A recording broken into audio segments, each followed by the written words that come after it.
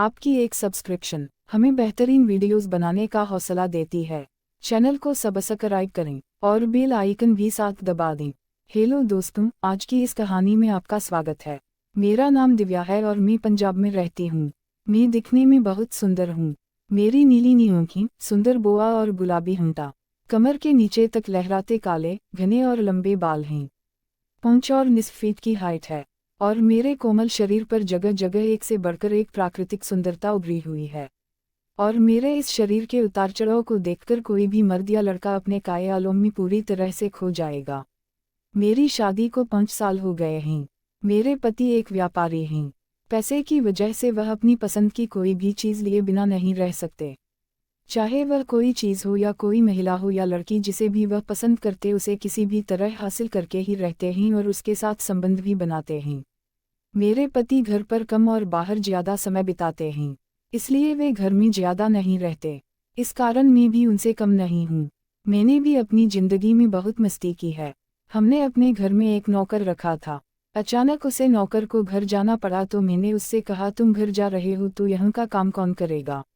उसने कहा, मालकिन आप चिंता मत कीजिए, मैंने अपने बेटे को बुला लिया है और वह मेरी जगह काम करेगा। मैंने पूछा, उसे काम करना आता है? वह बोला, मालकिन मेरा बेटा बहुत अच्छा काम करता है। गर्मी की छुट्टियों में उसका बेटा गांव से हमारे घर आ गया। अब वही लड़का घर की साफ सफाई, झाड़ू लगाना, बर्तन धोना या कोई भी दूसरा काम करता। हमारे घर में खाने पीने का अच्छा इंतजाम था। किसी पर कोई रोक टोक नहीं थी। खाली समय में वह अक्सर हॉल में बैठकर टीवी देखता। एक दिन मुझे एक पार्टी में जाना था। रात में मैं पार्टी से बहुत देर से वापस आई और उस रात मैंने बहुत शराब पी ली थी, इसलिए सुबह देर तक सोती रही। मैं करीब दिन के 12 बजे उठी। उस समय कमरे के पर्दे अभी भी बंद थे, जिससे मुझे अभी भी रात जैसा अंधेरा लग रहा था। मैं थोड़ी देर और सोई, फिर उठकर बैठ गई। मैंने नौकर को आवाज़ लगाई और उसे बुलाकर चाय लाने के लिए कहा। फिर मैंने रिमोट उठाया और टीवी चालू किया। रात को सोते समय मैं अक्सर शर्ट और पजामा पहनती हूँ, कभी कभी लोअर भी पहन लेती हूँ। मैं बाथरूम में जाकर हाथ और मुंह धोकर वापस आई और बिस्तर पर लेट गई। तभी वह नौकर चाय की ट्रे लेकर मेरे कमरे में आया और ट्रे लेकर मेरे बिस्तर के पास खड़ा हो गया। वह मेरी तरफ एकटक देख रहा था। मुझे लगा कि अब लड़का बड़ा हो गया है, इसलिए उसे किसी औरत की तरफ देखने का मन करता होगा, लेकिन मैंने उसकी तरफ ध्यान नहीं दिया। वह देख रहा है तो देखने दो, मेरा क्या कर लेगा। फिर मैं चाय पीने लगी, लेकिन वह मेरे पास खड़ा ही रहा। मैंने उससे पूछा, क्या हुआ, तुम्हें कुछ कहना है? उसने कहा, नहीं। मैंने कहा, तो फिर यहाँ क्या कर रहे हो? फिर वह तुरंत चल गया। कुछ देर बाद मुझे लगा कि मुझे उसके साथ ऐसा बर्ताव नहीं करना चाहिए था। मैं उसके बारे में सोचने लगी, उसे बुरा तो नहीं लगा होगा। मैं चाय लेकर बिस्तर पर लेट गई और रात की पार्टी याद करने लगी। पहले मैं सीधी लेटी, फिर उल्टी होकर लेट गई। मैं अपने ही ख्यालों में खोई हुई थी। तभी उसने फिर से दरवाज़ा खोला और अंदर आ गया। चाय का कप उठाकर उसने मेरी ओर देखा। वह बस मेरी तरफ ही देख रहा था। उसके मन में क्या चल रहा था यह मुझे मालूम था। मैं भी उसकी ओर देखी और इस बार उसकी हालत मुझे पहले से भी ज़्यादा अजीब लगी। उसे थोड़ी शर्म आ रही थी, लेकिन फिर भी वह चोरी चुपके मुझे देख रहा था। मैं ऐसे लेटी थी कि मेरा शरीर दिख रहा था। मैं भी जानबूझकर उसे अपना शरीर दिखा रही थी, क्योंकि मैं अपने पति से बहुत जलती थी। मेरा पति हमेशा किसी ना किसी लड़की के साथ होता था, इसलिए मैंने उसे सोचा कि इस नौकर को अपने जाल में फंसा लूं। फिर मैंने उसे जानबूझकर अपने कमरे की सफाई करने को कहा। उसने कहा, मालकिन मैंने पहले ही सफाई कर दी है। मैंने उसे क्या अर्थ हुए कहा, क्या तुम सच में सफाई कर दिए हो? मैंने मजे लेते हुए कहा, तुमने सफाई कहाँ की है? यहाँ इतनी धूल दिख रही है। वापस जाओ और फिर से सफाई करो। फिर वह चला गया और कुछ देर बाद सफाई का सामान लेकर वापस आया और कमरे का फर्नीचर साफ करने लगा। मैं टीवी देख रही थी, लेकिन मेरा पूरा ध्यान उसी की तरफ था। मैं यह जानना चाहती थी कि उसके मन में क्या चल रहा है। वह मेरी तरफ क्यों देख रहा है? मैंने उससे पूछा, तुम घर में क्या करते हो? उसने कहा, मैं घर में बच्चों को पढ़ाता हूँ। फिर मैंने पूछा, क्या तुम सिर्फ पढ़ाई कराते हो या कुछ और भी कराते हो? उसने जवाब दिया, मैं शाम को अखाड़े जाता हूँ। मैं हंसी और उससे बोली, तो तुम पहलवान हो? फिर मैं मजाक में बोली, तुम्हारे शरीर को देखकर तो नहीं लगता कि तुम पहलवान हो। उसने कहा, कुश्ती में शरीर नहीं बनता, ताकत आती है। मैंने अभी अभी शुरू किया है। फिलहाल मैं सिर्फ अखाड़े की मालिश करता हूँ। ट्रेन साफ करने और गायों का दूध निकालने का काम करता हूँ। मैंने पूछा क्या तुम्हें मसाज करना आता है? उसने कहा हाँ मैं बहुत अच्छी मसाज कर लेता हूँ। उस्ताद जी सिर्फ मुझसे ही अपनी मसाज करवाते हैं। मुझे लगा कि ब्यूटी पार्लर में मैंने बहुत सी औरतों से मसाज करवाई है, लेकिन किसी मर्द से कभी मसाज नहीं करवाई। मुझे लगा कि अगर यह मुझे मसाज करेगा तो कितना आराम मिलेगा। मैंने उससे पूछा तुम्हारा नाम क्या है? उसने कहा मेरा नाम कमल है। मैंने उससे पूछा कमल क्या तुम मेरी मसाज कर सकते हो जैसे तुम अपने उस्ताद की करते हो?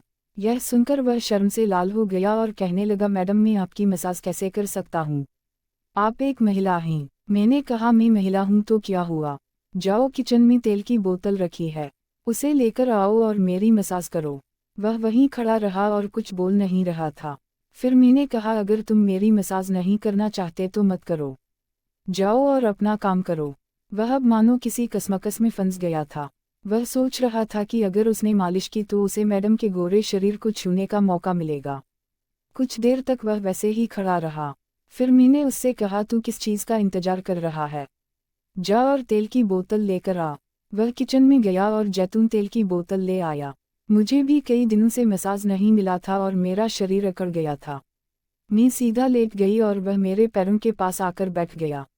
वह मेरी ओर देख रहा था और मैं उसकी ओर देख रही थी। दोनों के मन में एक अजीब सी हलचल थी। मैं सोच रही थी कि मेरे शरीर की मालिश करते करते वह मैं अपने पर काबू नहीं रख पाएगा और मेरा काम हो जाएगा। इतने जवान लड़के के साथ मैंने पहले कभी मसाज नहीं करवाई थी। मुझे भी थोड़ा अजीब लग रहा था कि क्या वह यह सब कर पाएगा। वह तो जवान है, लेकिन क्या वह पूरी तरह से एक आदमी बन गया है? होगा या नहीं? वह भी शायद इसी तरह कुछ सोच रहा होगा। मैं सोच रहा था कि वह मैडम के गोरे शरीर को कैसे काग। अगर उसका हाथ मैडम के गलत हिस्से पर लग गया तो क्या होगा? जब हम दोनों कुछ देर तक चुपचाप एक दूसरे को देख रहे थे तब मैंने अपना पैर उठाकर उसकी गोद में रख दिया और कहा अच्छे से शुरू करो। उसने अपने हाथ में तेल लगाया और पैर मेरे पैरों को धीरे धीरे मसलने लगा। मैंने उससे पूछा क्या तुम अपने उस्ताद की भी ऐसे ही मसाज करते हो? उसने कहा नहीं, उनका शरीर लोहे की तरह सख्त है, मैं उनके शरीर को बहुत जोर से मसलता हूँ। मैंने कहा तो फिर तुम मेरे पैरों को इतनी हल्के से क्यों मसल रहे हो? उसने कहा आप एक औरत हैं और आपका शरीर पहले से ही बहुत नरम है, इसलिए मैं धीरे धीरे मालिश कर रहा हूँ। फिर मैं हंसी और बोली मुझे भी जोर से मसाज करो। उसने पहले मेरी ओर हैरानी से देखा फिर धीरे से मुस्कुराया। उसकी हंसी में थोड़ी सी शर्म और कुछ बड़ी उम्मीद थी। मैंने कहा सिर्फ हाथ पैर नहीं ऊपर तक मसाज करो। उसने अपने हाथों पर तेल लगाया और मेरे घुटनों की मसाज करने लगा। ऐसा लगा मानो उसके हाथों में जादू हो। मेरे पैरों में बिजली सी दौड़ गई। उसे भी शायद यह महसूस हुआ होगा। फिर मैंने अपना दूसरा पैर उसके सामने रख दिया। उसने वहाँ भी घुटनों तक तेल लगाया। फिर मैंने उससे कहा क्या तुम बस घुटनों तक ही तेल लगोगे, आगे नहीं जाओगे? फिर उसने अपने हाथों पर तेल लगाया और मेरी जंघों की मालिश करने लगा। जैसे ही वह मेरी जंघों की मालिश करता है, उसके हाथ मेरे संवेदनशील हिस्सों को भी छू रहे थे। जब उसने उन हिस्सों को मसाज करना शुरू किया तो उसके कांपते हाथ मुझे साफ महसूस हो रहे थे। वह बहुत डरते हुए ऊपर की ओर बढ़ रहा था। मैंने उसका हाथ पकड़कर अपनी कमर पर रख दिया और कहा यहाँ तक मेरी मसाज करो। वह मेरी कमर की मसाज करने लगा। उस समय मुझे ऐसा लग रहा था जैसे मैं सातवें आसमान पर पहुंच गई हूँ। अब मसाज करते हुए 1 घंटे से ज़्यादा समय बीत चुका था। फिर उसने मुझसे कहा क्या मैं आपको एक बात कहूँ? अगर आपको बुरा ना लगे तो। मैंने कहा बोलो। तो उसने कहा मैडम आप बहुत सुंदर लगती हैं, मुझे लगता है कि आपको मेरे साथ डांडिया खेलना चाहिए। मैंने कहा देर किस बात की है, चलो शुरू करते हैं। उसने भी देर ना करते हुए शुरुआत कर दी। तो दोस्तों, उस दिन कमल ने मुझे बहुत अच्छी मसाज दी और मुझे बहुत मजा आया। तो दोस्तों, यह थी हमारी आज की छोटी सी कहानी। आपको यह कहानी कैसी लगी कमेंट करके जरूर बताएं।